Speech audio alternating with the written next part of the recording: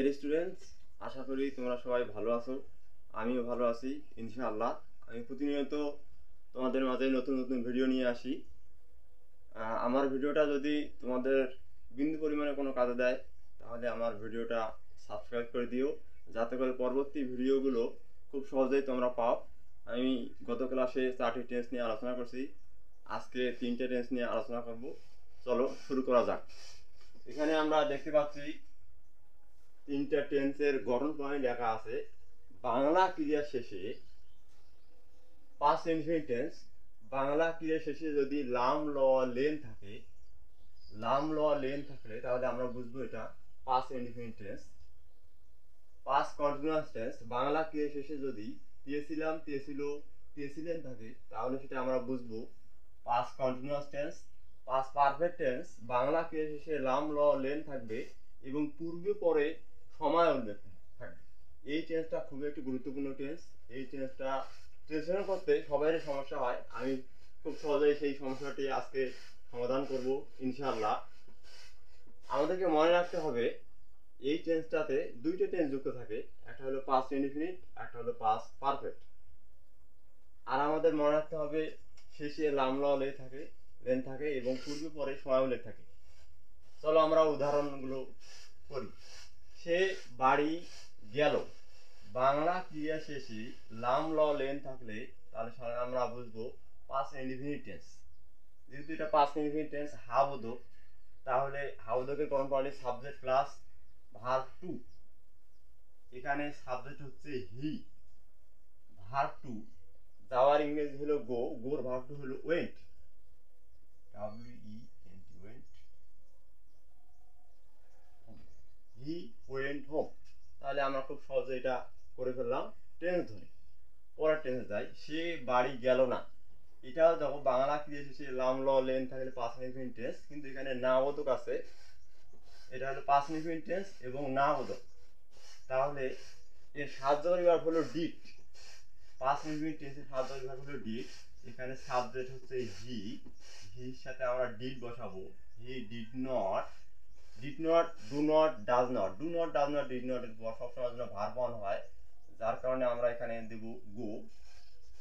গেল অর্থাৎ যাওয়ার ইংরেজি হলো গো, তারপর হোম, হোমের পূর্বে টু বসে না। পরবর্তী টেন্সে যাই। সে ভাত খাইতে ছিল, ছিল, বাংলা ক্রিয়া শেষে যদি ছিল থাকে তাহলে সেটা পাস্ট কন্টিনিউয়াস টেন্স। তাহলে এখানে সাবজেক্ট হচ্ছে হি, হির সাথে হয় সবসময়ের জন্য ওয়াজ।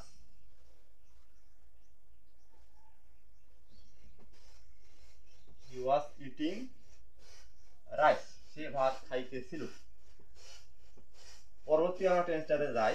ডাক্তার আসিবার পূর্বে রোগীটি মারা গেল, বাংলা ক্রিয়া শেষে লাম ল লেন থাকলে এবং যদি পূর্বে পরে সময় উল্লেখ থাকে তাহলে সেটা আমরা বুঝবো পাস্ট পারফেক্ট টেন্স।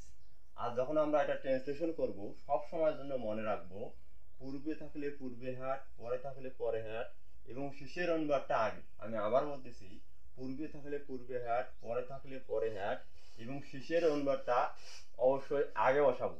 এখানে শেষের অনুবাদটা দেখো, এটা হলো শেষের অনুবাদ, রোগীটি মারা গেল, আর পূর্বে আছে তাহলে কাজে পূর্বে হ্যাট হবে।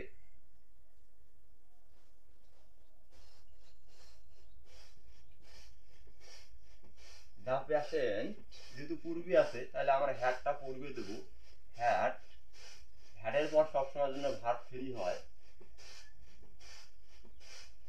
দ্য পেশেন্ট হ্যাড ডাইড, এবার প্রথমের অংশটা বসাবো, তার আগে আমরা পূর্বের ইংরেজি হচ্ছে বিফোর।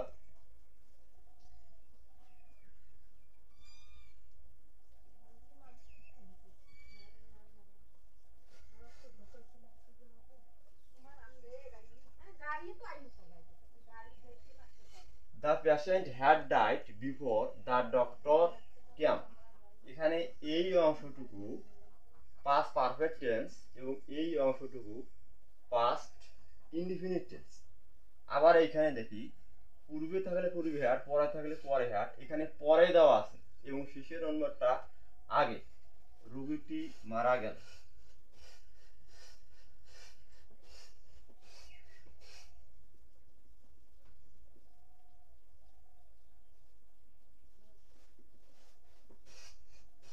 পেশেন্ট ডাইড, এবার পর, আফটার মানে পরে। এবার প্রথমের অংশটা আমরা লিখব।